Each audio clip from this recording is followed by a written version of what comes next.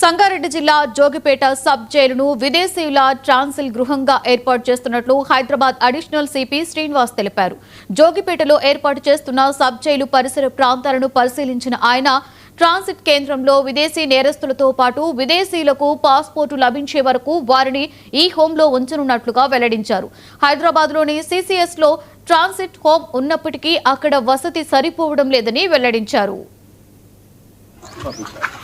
ఇక్కడ జోగిపేటలో ఈ transit centre అంటారు దీన్ని. యాక్చువల్గా డిటెన్షన్ సెంటర్ అనేవాళ్ళు దీన్ని ఇప్పుడు పేరు మార్చి ట్రాన్సిట్ సెంటర్ ఫర్ డిపోర్ట్ చేసే వాళ్ళకి, తర్వాత ఇక్కడ అన్ఆథరైజ్డ్ యాక్సెస్గా ఉండే వాళ్ళకి ఇక్కడ ట్రాన్సిట్ సెంటర్గా మార్చారు. దీన్ని ఇక్కడ జోగిపేటలో ఉన్న స్మాల్ జైల్ని టోటల్గా మోడిఫై చేసేసి ట్రాన్సిట్ సెంటర్గా మార్చారు.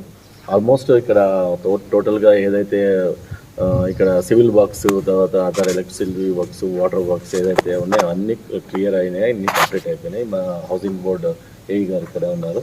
So housing board, police housing board corporation కింద ఇవన్నీ చేయడం జరిగింది. తర్వాత ఇప్పుడు త్వరలోనే అక్కడ హైదరాబాద్లో ఎవరినైతే డిటైన్ చేశారో, అంటే ట్రాన్సిట్లో ఉన్నారో వాళ్ళందరినీ మళ్ళీ ఇక్కడికి షిఫ్ట్ చేయడం జరుగుతుంది. ఇక్కడ జస్ట్ ఇప్పుడు ఇంకా కొద్దిగా ఇక్కడ ఇన్స్పెక్షన్ చేసి ఎంతవరకు ఇది రెడీగా ఉందో చూడడానికి హైదరాబాద్ సిపి సత్యనారాయణ సార్ ఆదేశాల మీద ఇక్కడ రావడం జరిగింది. సో ఇక్కడ వచ్చిన తర్వాత ఇంకా కొన్ని సజెషన్స్ ఇవ్వడం జరిగింది, లోపల ఏమేమి చేయాలి. తర్వాత ఇక్కడ కొన్ని చెట్లు అవి ఉన్నాయి, ఆ చెట్లు ఎందుకంటే స్కేల్ అప్ చేసి బయటికి ఛాన్స్ ఉంటుంది కాబట్టి వాటిని అన్నిటినీ ఇంకా హైలీ 100% సెక్యూర్డ్గా చేయడానికి కోసం కొన్ని ఇన్స్ట్రక్షన్స్ ఇవ్వడం జరిగింది. దాంట్లో భాగంగానే ఇక్కడ రావడం జరిగింది. ఇక్కడ జోగిపేటలో ఈ ట్రాన్సిట్ సెంటర్ అంటారు దీన్ని. యాక్చువల్గా డిటెన్షన్